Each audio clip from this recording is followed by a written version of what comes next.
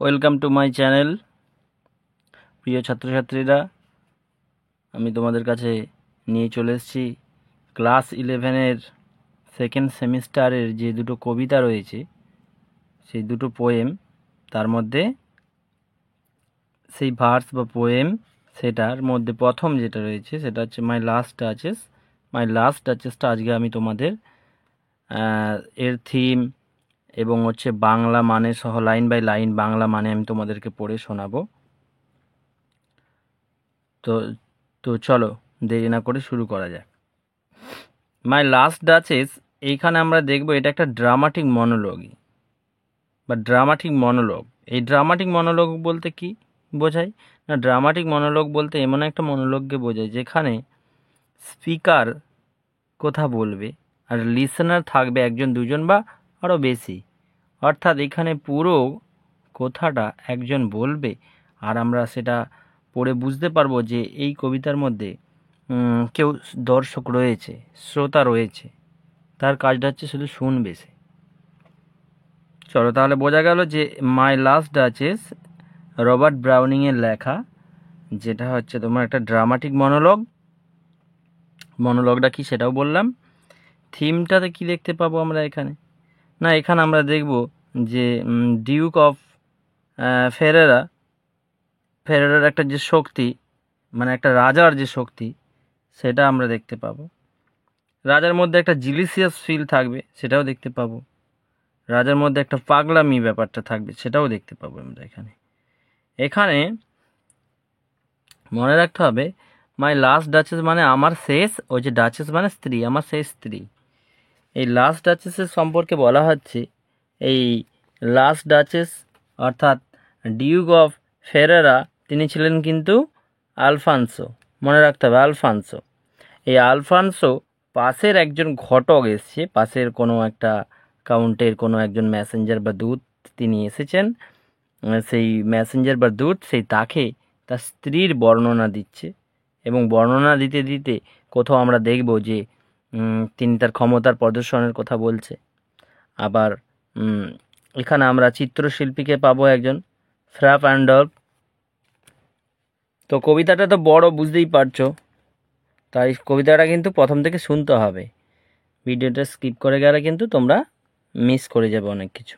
তাহলে এখানে আমরা একজন চিত্রশিল্পীকে দিয়ে দেখব যে ডিউক অফ ফেরারা হচ্ছে তোমার আলফানসো, তার যে লাস্ট ডাচেস তার একটা ছবি আঁকাবেন। সেই চিত্রশিল্পীর নাম হচ্ছে ফ্রা প্যান্ডলফ। তিনি ছিলেন একজন ভিক্টোরিয়ান পিরিয়ডের একজন হচ্ছে famous painter.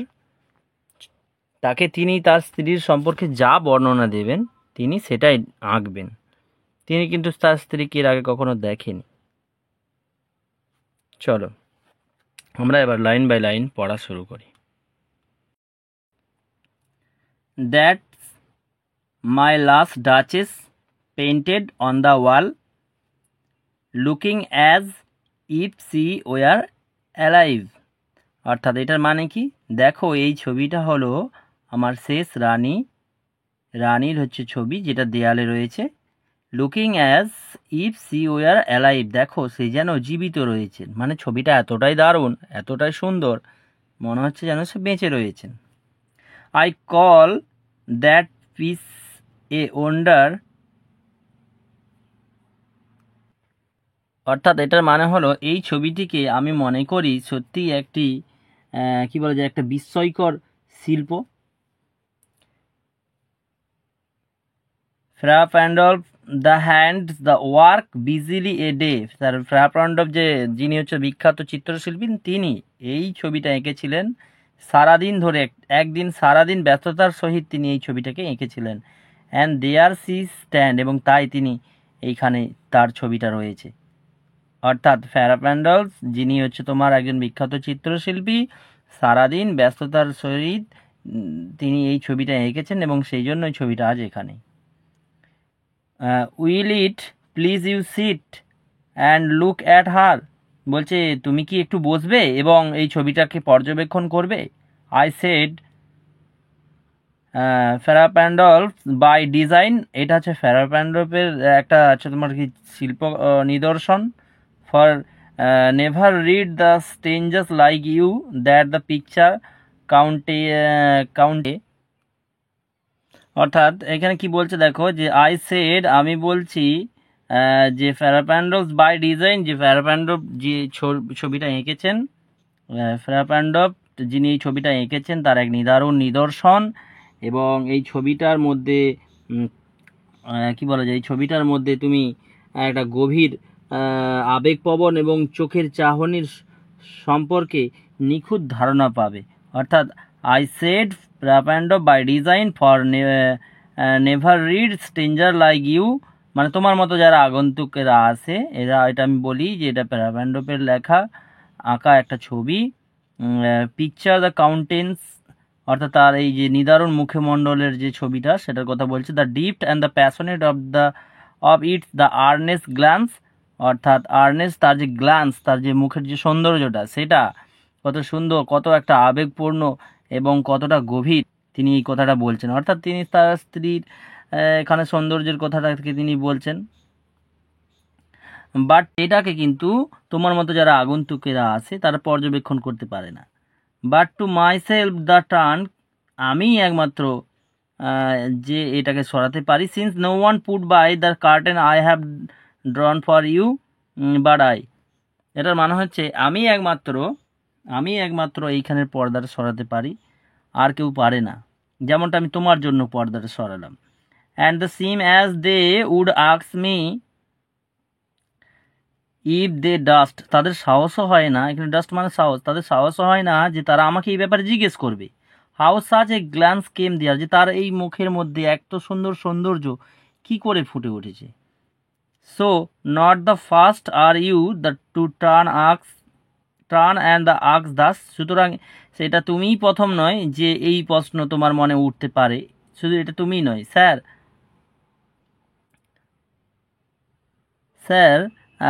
It was not her husband presence only, তার মুখে যে একটা হাসি সবসময় থাকতো সেটা শুধু তার স্বামীর জন্যই সবসময় থাকতো তা নয়।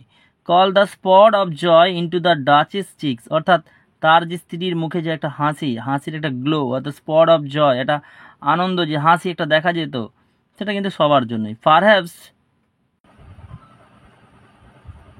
Perhaps Fra Pandolf the chance to say, অর্থাৎ সম্ভবত ফেরাপ্যান্ডভ যিনি হচ্ছে তোমার চান্স টু সে মানে তিনি এঁকেছেন her the mental left the over my the ladies the rich too much, অর্থাৎ আমার যে স্ত্রী তার হচ্ছে যে পোশাক বা ওই কম্বল বা চাদর জাতীয় যে কাপড় বিশেষ সেটাকে হয়তো একটু বেশি রেখেছেন, বাড়িয়ে রেখেছেন তার হাতের সামনে। Or the paint must never hope to reproduce the faint half flash that dies along her throat, অথবা তার যে গলায় যে রক্তিম, অর্থাৎ গলার এখানে এই লাইনটার মাঝে তিনি বলতে চাইছেন, এখান থেকে এতটার মানে তিনি বলতে চাইছেন অর্থাৎ তার গলার যে সৌন্দর্যটা, এই গলার যে সৌন্দর্যটা যে ফেরাপ্যান্ডভ যে আবার যে নতুন করে ক্রিয়েট করবেন বা তৈরি করবেন বা তুলে ধরবেন, তেমনটা কিন্তু সে করতে পারবে না, কারণ এরকমই ডিউকের হচ্ছে তোমার একটা অর্ডার বা আদেশ। সাচ স্টাফ ওয়াজ কাস্টেজ, আচ্ছা একটা রাজপরিবারের বা সম্ভ্রান্ত পরিবারের মেয়েদের কিন্তু এইরকমই একটা নম্রতা থাকা দরকার। সি থট, তিনি ভেবেছিলেন, and cause the enough for the calling up the spot of joy, এবং cause enough for calling up the spot of joy, এবং তিনি তার এই যে আনন্দের কথাটা অর্থাৎ স্পট অফ জয় এবং তার মধ্যে যে সবসময় তিনি একটা আনন্দ থাকতো সেই জিনিসটাকে তিনি কিন্তু এখানে ফর কলিং তিনি বলেছেন যে সম্ভ্রান্ত পরিবারের মেয়েদের সাধারণত এইরকম একটা কি বলা যায় এইরকম থাকা দরকার, সেই জিনিসটা তিনি এখানে তুলে ধরেছেন। পরে আমরা পড়ব she had a hard how shall I say, তার হৃদয়টা কেমন ছিল সেটা আমি তোমাদেরকে কি করে বলবো, তার হৃদয়টা কেমন ছিল সেটা আমাদের কি করে বলবো, অর্থাৎ এতটাই তার হৃদয়টা উদার ছিল সেটা বলতে চাইছেন। টু সুন মেড গ্লাড, খুব শীঘ্রই খুব সহজেই বা খুব তাড়াতাড়ি তিনি আনন্দিত কি বলা যায় খুশি হয়ে উঠতেন, খুশি হয়ে যেতেন। অ্যান্ড টু ইজিলি ইমপ্রেস, খুব সহজেই তিনি প্রভাবিত হয়ে পড়তেন। She like the whatever the she look on, সে যা দেখতো তাই দেখেই তিনি খুশি হতেন, ভালো লাগতো তার।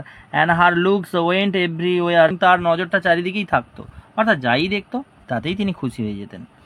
Next, sir it was all one, এবং এই খুশি হওয়ার ব্যাপারটাতে তিনি সবার প্রতি সমানই থাকতেন, মানে খুশি হওয়াটার ব্যাপারে সবার প্রতি তিনি সমান ছিলেন। My favour at her the breast, অথবা মানে এখানে তিনি বলতে চাইছেন যে তিনি যে খুশি হতেন কেমন না, my favour at the her breast, অর্থাৎ আমি যদি রাজা যদি count the of the Ferrara, যে আলফান্সো যদি কোনো একটা কিছু গিফট করে যেটা রানী তার বুকের ওপর পড়তেন, তাতেও তিনি খুশি হতেন। The dropping of the daylight in the west, অর্থাৎ পশ্চিমে সূর্যের অস্ত যাওয়া, এটা দেখেও খুশি হতেন। The bough of the cherries, the some the officious the fool broke into the orchard for her, অর্থাৎ বন থেকে ভেঙে নিয়ে আসা কোনো চেরির একগুচ্ছ চেরিও যদি কেউ তাকে কোনো মূর্খের দল এনে দিত, তাতেও তিনি খুশি হতেন। অথবা the white mule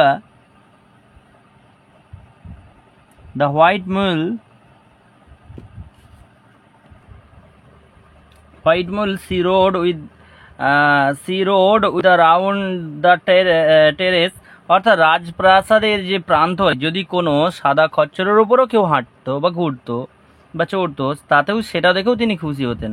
all and each would the draw from her the সব alike the approving speech of blast at least, আচ্ছা আর কেউ যদি তাকে তাহলে এই সবটা দেখে তিনি খুশি হতেন। আবার কেউ যদি তাকে এসে তার পছন্দের কথা বলতেন অথবা তাকে শুভেচ্ছা জানাতেন, যেহেতু সে রানী, তো রানীকে তো সবাই সম্মান করে, তাহলে সেই সম্মান যদি জানাতো তাহলে তিনিও তাদেরকে সেই একই রকম সম্মান জানাতেন। অর ব্লাস অ্যাট লিস্ট, আবার কখনো কখনো একটু লজ্জাও পেতেন, অর্থাৎ তিনিও তাদেরকে তেমনই তোমার কি বলা যায়, তাদেরকে তিনি প্রশংসা করতেন বা তারা যেমনভাবে সম্বর্ধনা করতেন, সম্মান জানাতেন, তিনিও তাদেরকে ঘুরে করতেন। সি থ্যাঙ্কস মেন, সে মানুষদেরকে ধন্যবাদ জানাতো। গুড, ভালো এটা। But thanks somehow I know not how, আমি জানতাম না কিভাবে সে এটা ভালো যে মানুষকে ধন্যবাদ জানানো। অ্যাজ সি র্যাঙ্ক, কারণ as if she ranked my gift of 900 the years old name with anybody gives, এটার মানে কি দেখো, সে এই যে র্যাঙ্ক মিনস হচ্ছে সে কোনো মানুষের যে একটা পদ রয়েছে না, যে রাজা, তারপর হচ্ছে প্রজা, তো এরকম আর কি ব্যাপার আর কি। সেই রাজা প্রজা বা কাউকেই তিনি ওরকম ভাবতেন না, অর্থাৎ তাকে যেই সম্মান মানে কিছু জানাতো, শুভেচ্ছা জানাতো, সেও তাকে ঘুরে জানাতো, অনেক সময় লজ্জাও পেতেন। তিনি এরকম মানুষের ভেদাভেদটা করতেন না র্যাঙ্কের। মাই gift of 900 years old name with anybody's gift, অর্থাৎ আমার কাছে আমার 900 বছরের দেওয়া সম্ভ্রান্তের যে সম্মানটা, সেটাও অন্যান্য লোকের দেওয়া হচ্ছে একটা সাধারণ গিফটের মতোই তার কাছে মনে হতো। হু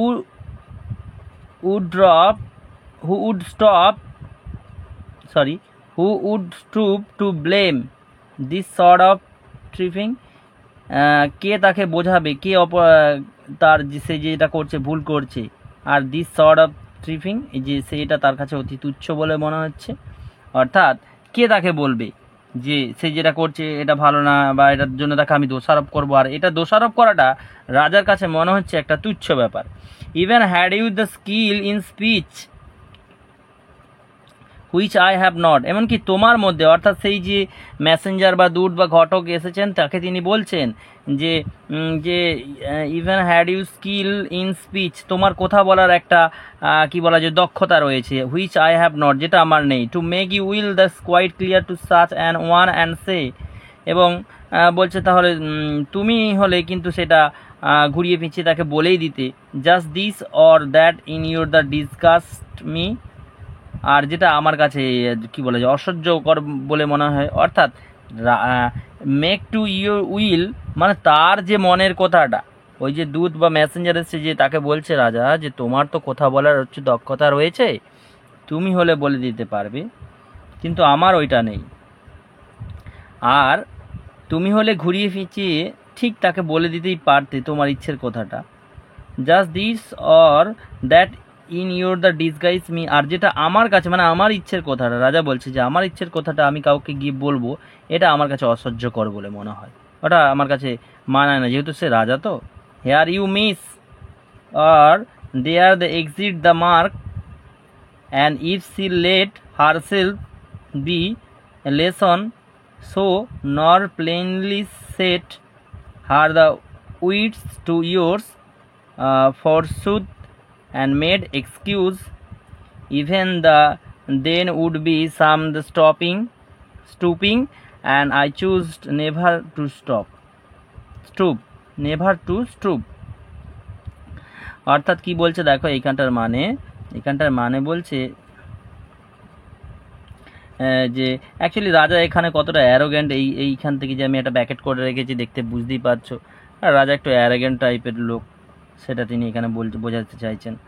তো এখানে আমরা দেখতে পাবো কি না, জাস্ট দিস অর মানে এখানে বলতে হচ্ছে হেয়ার ইউ মিস, এখানে তুমি হলে কিন্তু তাহলে তাকে বুঝিয়ে ঠিক বলে দিতেই পারতে যে তুমি ভুল করছো, এই ব্যাপারটা আর কি। And if she let herself be lesson so, এবং কি সে যদি নিজে বুঝে নিতে পারতো তার যে ত্রুটিটা, nor plainly set her the wits to yours, তার উপস্থিত বুদ্ধি বা তার জ্ঞানের দ্বারা যদি উপলব্ধি করে তিনি এই ব্যাপারটা বুঝে নিতে পারতেন, তিনি এটা যদি লেসন সো অর্থাৎ যদি শিক্ষা নিতে পারতেন, ফরসুদ অ্যান্ড মেড দ্য এক্সকিউজ, যিনি যদি হচ্ছে তোমার তার ভুলটার কথা তিনি যদি বলতেন, even then would be some the stooping, তাহলে তো মাথা নত করার জায়গাটা আর আসতো না। I choose never to stoop, অর্থাৎ আমি কখনো মাথা নিচু করতে শিখিনি বা আমি মাথা নিচু করব না। और এখানে রাজা বিরক্ত হচ্ছে ওই রানীর প্রতি। और sir she smiles no doubt, say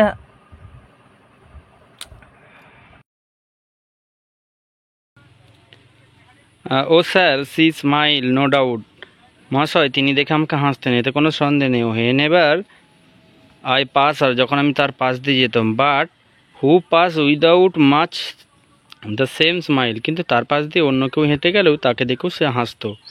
this grew I gave the comment, এটা দিনকে দিন তার বেড়েই যাচ্ছিল এরূপ আচরণ। আই গেভ কমেন্ট, আমি আদেশ করেছিলাম। Then all smile stop together, তারপরে তার সব হাসি বন্ধ করে দেওয়া হয়েছিল। There she stand as if alive, তাই সেখানে দাঁড়িয়ে রয়েছেন যেন জীবিত হিসেবেই। Will it please you rise, আপনি কি একটু উঠে দাঁড়াবেন? We will the meet to company below, নিচে আরও অনেকের সাথে সাক্ষাৎ করতে হবে। দেন আই রিপিট, আমি আবার বলছি, দ্য কাউন্ট ইয়োর মাস্টার, তোমার যে কাউন্ট যে মাস্টার তোমার, সেই তিনি known the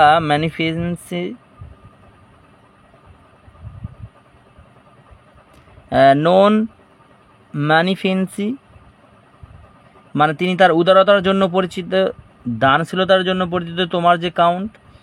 is the warmed, যার হচ্ছে বিশ্ব সম্পত্তি প্রচুর রয়েছে। That no just the pretence, যে কোনো এতে কোনো বাধা সৃষ্টি করবে না। Mind for the dowry will be disallow, যে বিয়ে দিলে হচ্ছে তোমার যে যৌতুক দিতে নিশ্চয়ই সে অস্বীকার করবে না। তোমার যে কাউন্ট রয়েছে তার উদারতার কথা আমি জানি, বিষয় সম্পত্তি সম্পর্কে তিনি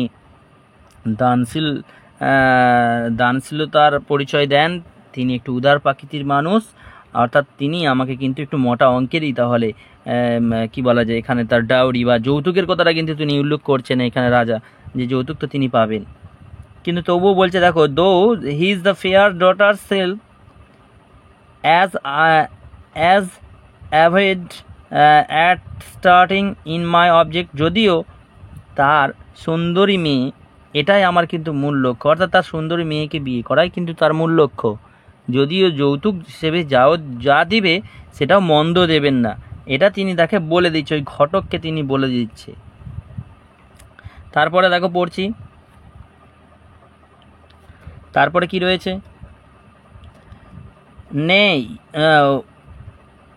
we will go together down, sir, মহাশয় আমরা দুজনেই, না তুমি যেও না, মানে আমরা দুজনেই একসাথে যাব নিচে। নোটিস নেপচুন, দেখো নেপচুনের মূর্তিটা দেখো। দো নোটিস নেপচুন, দেখো এটা নেপচুনের মূর্তি। দো দ্য টার্মিং ইজ সি হর্স, যে সি হর্সকে কন্ট্রোল করছে। থট এ র্যাটিলিটি, যেটা হচ্ছে তোমার একটা তার শিল্পের প্রতি যে নিদর্শন কতটা সেটা দেখানোর কথা তিনি বলছেন। Which clause of the Insberg cast in bronze for me, যেটা কার্সবার্স তৈরি করেছেন, ক্লস অফ ইন্সবার্গ তিনি তৈরি করেছেন তার জন্য এই ব্রোঞ্জ দিয়ে, এটার কথা তিনি বলতে চাইছেন। টার্মিং এ সি হর্স, যে একটা সমুদ্রের যে সি হর্স মানে সমুদ্রের যে ঘোড়া, সেই সি হর্সকে তিনি কন্ট্রোল করছেন। নেপচুন হচ্ছে তোমার পুরাণের দেবতা, সমুদ্রের দেবতা, তিনি তাকে কন্ট্রোল করছে। আর যেটা হচ্ছে তোমার কি